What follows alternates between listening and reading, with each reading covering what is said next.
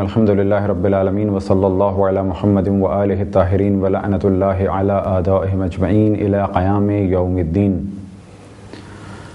اسلام میں بہت زیادہ توجہ صفائی و ستھرائی اور طہارت کی جانب دی گئی۔ اس چیز کی جانب توجہ رہے کہ اسلام ایک مکمل اور کامل دین انسان کی روحانی تربیت اور صحت کی جانب بھی توجہ دلاتا ہے، تو جسمانی صحت اور صفائی و ستھرائی کی جانب بھی توجہ دلاتا ہے، کیونکہ دین اسلام کا تعلق نہ فقط جسم سے ہے اور نہ ہی فقط روح سے ہے۔ اسلام فقط عبادت کے بارے میں گفتگو نہیں کرتا، اسلام فقط آخرت ہی کو یاد نہیں دلاتا بلکہ دنیا میں رہن سہن کا طریقہ بھی بتاتا ہے۔ لہذا بہت زیادہ توجہ اسلام میں صفائی ستھرائی اور طہارت کی جانب دی گئی، لیکن اس چیز کے بارے میں توجہ رہے کہ صفائی الگ چیز ہے اور طہارت الگ چیز ہے۔ ممکن ہے کہ ایک چیز بظاہر صاف ہو لیکن نجس ہو، مثال کے طور پہ صاف ہے، ستھری ہے، لیکن پیشاب کی وجہ سے یہ چیز نجس تھی۔ اور بالکل اس کے برعکس ممکن ہے کہ ایک چیز گندی ہو، مثال کے طور پہ انجن آئل لگا ہوا ہو یا مٹی لگی ہوئی ہو، وہ چیز بظاہر کالی ہے، وہ چیز بظاہر میلی ہے لیکن وہ پاک ہے۔ تو پہلا سوال تو یہ ذہن میں آ سکتا ہے کہ چیز نجس کیسے ہوتی ہے؟ تو جواب دیا جائے گا کچھ چیزیں دنیا میں ایسی ہیں کہ جو نجس ہیں خود بخود، انہیں کہا جاتا ہے عین نجاست، اور کچھ چیزیں وہ ہیں کہ جو ان عین نجاست سے خاص طریقے سے ملنے کے بعد نجس ہو جاتی ہیں، انہیں کہا جاتا ہے متنجس۔ عین نجاست کبھی بھی پاک نہیں ہو سکتی، مثال کے طور پہ پیشاب یا انسانی فضلہ، کہ جس کے لیے اردو میں لفظ استعمال ہوتا ہے پیخانہ، یہ کبھی بھی پاک نہیں ہو سکتا جب تک کہ اس صورت میں ہے۔ نہ یہ پانی سے پاک ہو سکتا ہے اور نہ ہی یہ کسی اور چیز سے۔ اسی طریقے سے کتا جب تک کتا ہے وہ نجس رہے گا۔ اب ممکن ہے کوئی سوال کرے کیا یہ ممکن ہے کتا جب تک کتا ہے تو اس سے کیا مراد ہے؟ کیا کوئی ایسا بھی وقت آتا ہے کتا جو ہے وہ کتا نہ رہے؟ تو کہا جائے گا کہ ہاں، اور یہ موضوع انشاءاللہ ڈسکس ہوگا۔ کتا اگر نمک کی کان میں گر جائے اور ایک طویل عرصہ گزرنے کے بعد وہ نمک بن جائے تو کہا جائے گا کہ اب اس پہ کتے کا حکم نہیں لگایا جائے گا، اس کو نجس نہیں سمجھا جائے گا، بلکہ کہا جائے گا اب یہ ایک نمک کا پتھر ہے، اور کیونکہ نمک پاک ہے تو یہ بھی پاک ہے، بشرط یہ کہ وہ پورا کیمیکل چینج کے بعد ایک نمک کی صورت اختیار کر چکا ہو۔ اب اگلا سوال یہ ذہن میں آئے گا کہ جو چیز عین نجاست ہے وہ تو پاک نہیں ہو سکتی، جو چیز نجس ہو گئی آیا وہ پاک ہو سکتی ہے؟ تو یہاں بھی کہا جائے گا کچھ چیزیں پاک ہو سکتی ہیں، کچھ چیزیں پاک نہیں ہو سکتی۔ مثال کے طور پہ اگر گھی نجس ہو جائے تو جو حصہ نجس ہو گیا ہے اس کو بے شک اٹھا کے پھینک دیا جائے، باقی پاک رہے گا، لیکن جو نجس ہو گیا ہے وہ پاک نہیں ہو سکتا۔ اسی طریقے سے اگر تیل نجس ہو گیا ہے تو اس کا کوئی اور استعمال ہو سکتا ہے، مثال کے طور پہ لکڑی کی کشتیوں میں اس کو استعمال کیا جائے یا آگ جلانے کے لیے استعمال کیا جائے، لیکن اس کو بیچنا اور استعمال کرنا الگ چیز ہے، لیکن وہ پاک نہیں ہو سکتا۔ بس پہلا مرحلہ یہ ہے کہ کچھ چیزیں عین نجاست ہیں جو کبھی پاک نہیں ہو سکتی جب تک کہ وہ اپنی صورت پر باقی ہیں، کچھ چیزیں پاک تھیں لیکن بعد میں نجس ہو گئیں لیکن وہ پاک نہیں ہو سکتی، اور اس میں ہم نے مثال دی جیسے کہ تیل، اور کچھ چیزیں ایسی ہیں کہ جو پاک تھیں اور نجس ہو گئیں لیکن وہ پاک ہو سکتی ہیں، مثال کے طور پہ ہاتھ نجس ہو گیا کسی نجاست کی وجہ سے۔ اب یہ سوال پیدا ہوتا ہے کہ یہ چیز پاک کیسے ہوگی؟ تو ضرورت پڑتی ہے اس موضوع کو ڈسکس کیا جائے کہ پاک کرنے والی کیا کیا چیزیں ہیں۔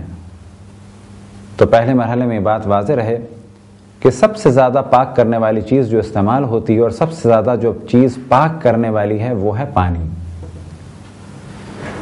اسی وجہ سے بعض فقہا نے اپنی کتب فقہ میں پہلے مرحلے میں پانی کو ڈسکس کیا، کیونکہ اس کے ذریعے سے طہارت ہوتی ہے، اور جب تک پانی کے پاک کرنے کی شرائط سے ایک مومن آشنا نہ ہو اور جب تک پانی کی اقسام سے آشنا نہ ہو اس وقت تک وہ صحیح عبادات انجام نہیں دے سکتا۔ فروع دین میں سے اہم فرق یعنی دین کی شاخوں میں سے اہم شاخ نماز ہے، اور نماز کے مقدمات میں سے کہ جس کے بغیر نماز نہیں ہو سکتی وضو اور غسل ہے، اور شرائط میں سے ایک شرط طہارت جسم یعنی جسم پاک ہو نماز پڑھنے والے کا، اور طہارت لباس یعنی لباس پاک ہو۔ لہذا نماز سے پہلے ہمیشہ غسل اور وضو کو ڈسکس کیا فقہا نے، اور غسل اور وضو سے پہلے نجاسات کو اور مطہرات کو، یعنی کون سی چیزیں ہیں جو نجس ہیں اور کون سی چیزیں ہیں جو پاک کرنے والی ہیں۔ لہٰذا بعض کتابوں میں نجاسات کو پہلے بیان کیا گیا اور بعد میں اس کے پاک کرنے کی جانب توجہ دلائی، اور بعض کتابوں میں پہلے پانی کو ڈسکس کیا گیا اور پھر اس کے بعد نجاسات کا ذکر ہوا، اور پھر یہ بیان ہوا کہ کون سی چیز کس طریقے سے نجس ہوتی ہے اور کیسے پاک ہوتی ہے۔ فی الحال جو ہمارے یہاں معاشرے میں توضیع المسائل رائج ہے، اس میں تقلید کے بعد پانی کا مسئلہ بیان ہوتا ہے، اور ہمارے موضوعات کی ترتیب توضیع المسائل کے مطابق ہوگی، لہذا ہم نے پہلے مرحلے میں پانی کے موضوع کو بیان کرنا مناسب سمجھا توضیع المسائل کی ترتیب کے اعتبار سے۔ بس یہاں سے ہم گفتگو شروع کرتے ہیں پانی کے بارے میں۔ بس یہ بیان کریں کہ پانی بہترین پاک کرنے والی چیز ہے، کہ قرآن مجید میں بھی اس کو طہور کہا گیا، یعنی پانی پاک کرنے والی چیزوں میں سے ایک اہم چیز ہے۔ آیا ہر پانی پاک کر سکتا ہے، یعنی گٹر کا ایک نجس پانی پاک کر سکتا ہے؟ کہا جائے گا کہ نہیں۔ بس معلوم ہوا کہ پانی چند اقسام کا ہے، یا اگر پانی شربت کی صورت میں ہے تو پاک کر سکتا ہے؟ کہا جائے گا نہیں، گٹر کا پانی نجس ہے وہ پاک نہیں کر سکتا، شربت پاک ہے لیکن پھر بھی پاک نہیں کر سکتا۔ بس معلوم ہوا کہ پانی کی کچھ اقسام ہیں اور پانی کی کچھ پاک کرنے کی شرائط ہیں۔ تو پہلے مرحلے میں ہم بیان کرتے ہیں کہ پانی کی سب سے پہلی جو دو اقسام ہیں وہ ہیں کہ پانی مطلق ہوتا ہے یا مضاف۔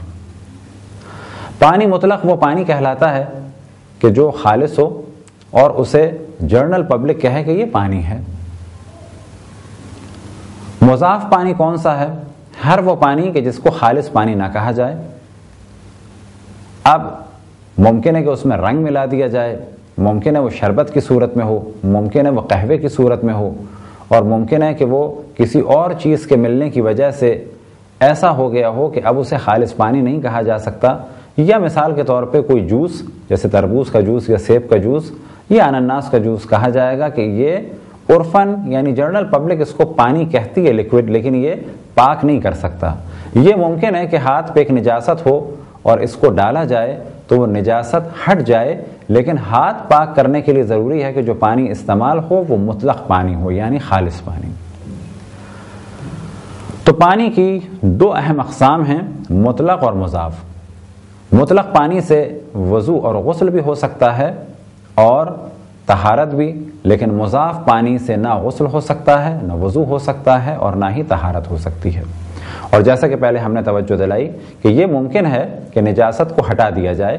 مثال کے طور پہ ایک جگ میں شربت تھا، کہیں پر کوئی نجاست گر گئی، ہم نے اس جگہ پر اس شربت کو ڈالا، وہ نجاست تو ہٹ گئی، لیکن جس جگہ پر یہ نجاست تھی اس کی نجاست اپنی جگہ پر باقی ہے، کیونکہ شربت نجاست کو ہٹا سکتا ہے، فزیکلی وہ نجاست ہٹ جائے گی لیکن اس چیز کو پاک نہیں کر سکتا۔ بس پہلے مرحلے میں پانی کی دو اقسام بیان ہوئی کہ پانی یا مطلق ہے یا مضاف۔ اب انشاءاللہ اگلا مرحلہ ڈسکس ہوگا کہ مطلق پانی چند اقسام کا ہے۔ مثال کے طور پہ قلیل پانی جیسے کہ بالٹی یا کسی لوٹے میں یا کسی گلاس میں، یا بالفاظ دیگر قلیل پانی وہ پانی ہے کہ جو نہ آسمان سے برس رہا ہو یعنی بارش کا پانی بھی نہ ہو، نہ کنویں کا پانی ہو، نہ چشمے کا پانی ہو، نہ سمندر یا دریا کا جاری پانی ہو، اور نہ ہی کور پانی ہو۔ پانی کی جتنی ہم نے اقسام بیان کی وہ تو کلیئر تھیں۔ اب ممکن ہے کہ ذہن میں آپ کے سوال آئے کور پانی کون سا ہوتا ہے؟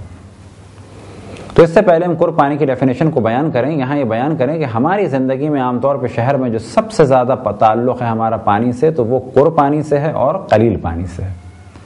کنویں عام طور پہ ہمارے یہاں نہیں ہیں، چشمے عام طور پہ ہمارے یہاں نہیں ہیں، نہر اور دریا عام طور پہ ہمارے یہاں نہیں ہیں، اور سمندر پہ بھی ہمارا کوئی اتنا آنا جانا نہیں ہوتا۔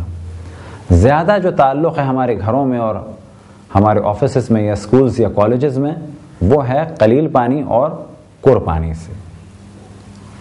یورپ امریکہ میں یا ان ممالک میں جیسے کہ ایران میں، جہاں پر پانی کی ترسیل ایک منظم ہے اور نلوں سے پانی باقاعدہ آتا ہے اور بعض جگہ اسٹور کرنے کی بھی ضرورت نہیں، تو جن نلوں سے بھی پانی آ رہا ہے وہ سب قرب پانی ہے۔ قرب پانی کیا ہے؟ تو یہاں پر اس چیز کو واضح بیان کریں کہ مجتہدین کے فتاوی یعنی فتوے الگ الگ ہیں قرب پانی کی مقدار کے بارے میں۔ کچھ مجتہدین فرماتے ہیں کہ قرب پانی 3 بالش چوڑا، 3 بالش لمبا اور 3 بالش گہرا اگر کوئی برتن ہے تو اس کو کہا جائے گا یہ قرب پانی کی مقدار ہے۔ اگر اس کو بھر دیا جائے تو اس پانی کو کہا جائے گا یہ قرب پانی ہے۔ اور کچھ مجتہدین فرماتے ہیں کہ 3.5 بالش۔ لہذا احتیاط کا تقاضا، یعنی اگر ہم کسی کو مسئلہ بتانا چاہیں احتیاط کے مطابق، یا یہ کہ تمام مجتہدین کے نزدیک احتیاط پر اگر عمل کرنا چاہیں تو کہا جائے گا کہ 3.5 بالش۔ بس اگر ایک حوض یا برتن 3.5 بالش لمبا، 3.5 بالش چوڑا اور 3.5 بالش گہرا ہو تو اس کا جو پانی ہوگا وہ کہلائے گا قرب۔ قلیل پانی اور قرب پانی میں فرق یہ ہے کہ اگر بالٹی میں ایک قطرہ بھی نجاست گر جائے تو وہ پوری بالٹی نجس ہو جائے گی، چاہے رنگ یا بو یا اس کا ذائقہ یعنی ٹیسٹ بدلے یا نہ بدلے۔ لیکن قرب پانی کی خصوصیت یہ ہے کہ جب تک اس کا رنگ، بو اور ذائقہ نہ بدلے اس وقت تک وہ نجس نہیں ہوتا۔ مثال کے طور پہ ایک حوض ہے کہ جس میں 4 کور یا 5 کور یا 6 کور یا 10 کور، یا یہ کہ سوئمنگ پول کہ جس میں کئی 100 کور پانی ہو سکتا ہے، تو ایسا نہیں ہے کہ اس میں کوئی کتا اگر گر گیا تو کہا جائے سوئمنگ پول نجس ہو گیا، کہا جائے گا کہ نہیں، سوئمنگ پول کئی کور پانی ہے اور جب تک اس کا نجاست کی وجہ سے رنگ یا بو یا ذائقہ نہ بدلے اس وقت تک یہ نجس نہیں ہوتا۔ بس اسی دوران کوئی شخص نہا بھی رہا ہو کہ جب سوئمنگ پول میں کتا گرا تو کہا جائے گا کہ یہ بھی پاک ہے اور پانی بھی پاک ہے، یعنی یہ انسان بھی پاک رہا اور پانی بھی پاک رہا۔ کتا نکل کے اگر چلا گیا تو کہا جائے گا اس کتے کی وجہ سے سوئمنگ پول نجس نہیں ہوا، کیوں؟ کیونکہ یہ قرب پانی تھا۔ بالکل ویسے ہی جیسے بڑی جھیل کے اندر کتا نہائے اور گزر جائے تو ایسا نہیں کہا جائے گا جھیل نجس ہو گئی۔ البتہ جھیل بعض دفعہ جاری پانی کے حکم میں ہے اگر وہ کسی دریا سے کانٹیکٹ میں ہے، اور بعض دفعہ وہ چشمے کے حکم میں ہے اگر وہ زمین سے پانی ابل رہا ہے، اور بعض دفعہ ایک جھیل آرٹیفیشل جھیل ہے، یا یہ کہ وہ بارش کے پانی سے جمع شدہ پانی سے وجود میں آئی تو کہا جائے گا کہ یہ جھیل ہے لیکن در حقیقت یہ قرب پانی کے حکم میں ہے، کیونکہ یہاں پر کئی 100 کور یا کئی 1000 کور پانی جمع ہے۔